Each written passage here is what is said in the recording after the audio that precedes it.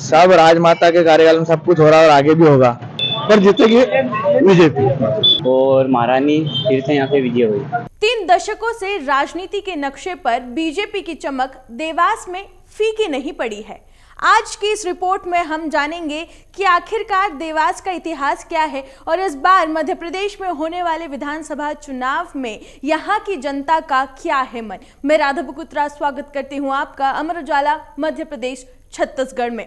BJP की चमक देवास में फीकी इसलिए भी नहीं पड़ी है क्योंकि वजह है यहाँ का राज परिवार। ये माना जाता है 6 बार लगातार देवास राज परिवार के तुकोजीराव पवार विधायक रहे हैं और उनके निधन के बाद उनकी पत्नी गायत्री राजे 12 सालों से विधायक के रूप में उनकी राजनीतिक विरासत संभाल रही है।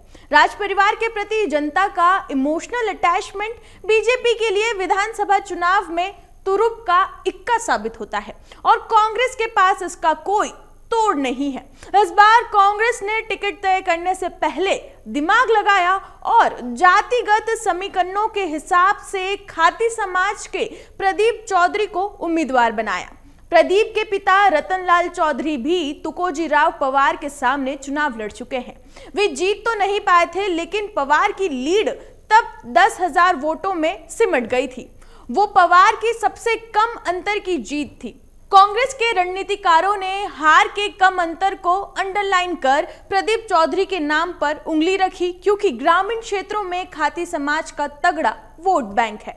देवास के राजनीतिक माहौल को सड़कों पर लगे होर्डिंग से भी समझा जा सकता है। देवास की जनता ने पिछले चुनाव में होर्डिंग पर गायत्री राजे के हाथों में घड़ी वाले पोस्ट की तस्वीर देखी थी, लेकिन इस बार होर्डिंग में हाथ की घड़ी खुलकर नमस्कार की मुद्रा में आ गई है, जो मतदाता के बीच इस समय चर्चा का विषय भी है। कांग्रेस परिवर्तन के मुद्दे को जनता के बीच उछाल रही है।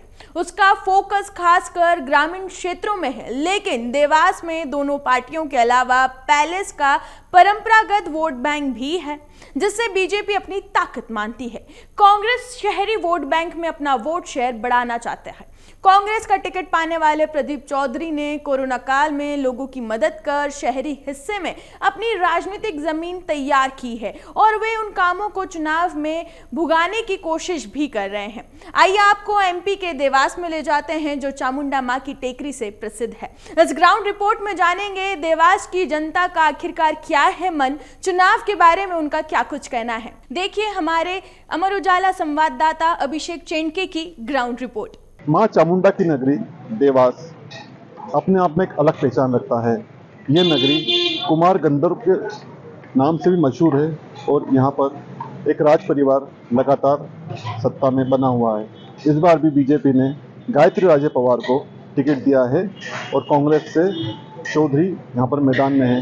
तो आइए हम जानते हैं कि इस बार जनता का पक्ष यहाँ पर क्या रहेगा और किस तरह से मुद्दे यहाँ पे जनता के हवा में हैं। पता है यहाँ कांग्रेस क्यों पकड़ नहीं बना पाती, क्या वजह है? इसका कारण ये है कि जो यहाँ का राज परिवार है वो सभी समाज को जोड़ के रखता है, विकास में बाधा नहीं आने देता है और हर समस्या को जनता की वो चौपाल पर बैठ के और हल करता है। तो जब तक हम इनसे बात कर रहे थे तब तक एक दूसरा शख्स आता है और बात को काट देता है।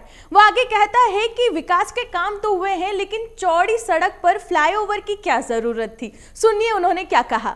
हाँ साहब, देवास में सड़क की परेशानी है, नाली की परेशानी है, पानी पर्याप्त नहीं मिलता है और बहुत सारी समस्या है। देवास की ग्राउंड रिपोर्ट के दौरान हम थोड़ा और आगे बढ़ते हैं। देवास की जनता की क्या मांग है? देवास के बारे में क्या है, सब सुरक्षा, अच्छी सड़कें, अच्छा कार्यकाल होना चाहिए। वो भी प्रतिनिधि जो खड़ा हुआ कांग्रेस से, प्रदीप, वो भी अच्छी पार्टी है और उसका जनसंपर्क भी अच्छा है, पर जीतेगी बीजेपी। कोरोना में मैंने सुना है कि चौधरी जी ने काफी काम किया। हाँ, कारण दोनों तरफ पार्टी से काम हुआ है, ऐसा नहीं कि एक ही जगह से काम हुआ, दोनों जगह से काम हुआ। इसके बाद हमने देवास के युवा मतदाताओं से भी बात की। आइए उनकी क्या कुछ राय है आपको वो सुनाते हैं। तो आप बताएं किस तरह के जनता चाहती, क्या होना चाहिए विकास देवास का? यहाँ विकास के लिए राजे परिवार 30 साल से मेहनत करिया और अभी भी राजे परिवार बहुमोहत से आने वाला है। यहाँ युवा दिलों की धड़कन है। महाराष्ट्र श्रीमती विक्रम सिंह पवार युवा दिलों की धड़कन है। युवा उनको ही चाहते हैं देवास शहर में और महारानी फिर से यहाँ से विजय हुई। यहाँ की जनता क्या विकास चाहती है, क्या सड़कें, विकास तो होते ही है, 30 साल से विकास हो ही रहा और चल ही रहा विकास। बीजेपी है, राजमाता कांग्रेस काम क्यों नहीं बहुत कही है। कांग्रेस यहाँ पे अपना आगे क्यों नहीं बढ़ पाती? कांग्रेस का तो नहीं पता, बाकी महारानी जो है यहाँ पे काम कर रही है 30 साल तो सारे काम हुए हैं, पुलिया बनी है, रोड बने हैं, सड़क बनी है, नल की व्यवस्था सब यहाँ पे है। बिल्कुल मिला है, हमारी राजमाता ने दिया है यहाँ पर। और बेरोजगारी, कोई बेरोजगारी नहीं है यहाँ पे, सब रोजगार की सुविधा भी बहुत अच्छी है। और क्या क्या डिमांड है जनता की? क्या प्ले ग्राउंड होना चाहिए? सब राजमाता के कार्यकाल में सब कुछ हो रहा है और आगे भी होगा।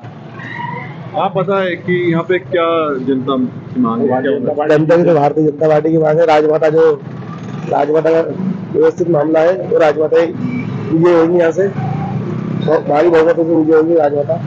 उम्मीद करते हैं कि ये ग्राउंड रिपोर्ट आपको पसंद आई होगी। इस तरह की तमाम खबरों के लिए बने रहे हमारे चैनल के साथ। अमर उजाला अब आपके टीवी पर भी। अपने स्मार्ट टीवी पर YouTube पर सर्च करें अमर उजाला, चैनल सब्सक्राइब करें और देखें ताजा खबरें, वो भी HD क्वालिटी में। और हाँ, बेल आइकन दबाना ना भूलें ताकि हर खबर हो आपके घर। अमर उजाला, निष्पक्ष, निर्भीक, निरंतर।